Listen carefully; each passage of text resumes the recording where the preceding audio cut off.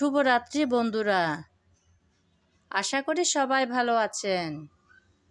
আমিও আছি মোটামুটি।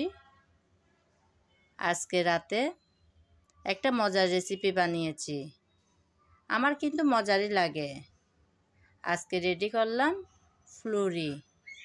ফ্লুরিটা বানানোর জন্য প্রথমে আমি পেঁয়াজ, আদা, রসুন তিনোটা একসাথে পেস্ট করে তারপর মশলার সাথে কষিয়ে নিয়েছিলাম।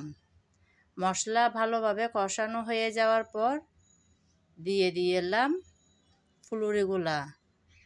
ফ্লুরিগুলাও আমি একটু নেড়েচেড়ে ভেজে নিলাম। এই মশলার মধ্যে ভাজা এই আর কি।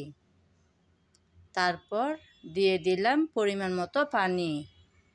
আপনারা তো জানেন ফ্লুরিতে কিন্তু অনেকটা পানি দিতে হয়, আমিও সেরকম দিয়েছি। তো রেডি হয়ে যাবে এখন কিছুক্ষণ পানি ফোটানোর পর। সবাই ভালো থাকবেন, নমস্কার।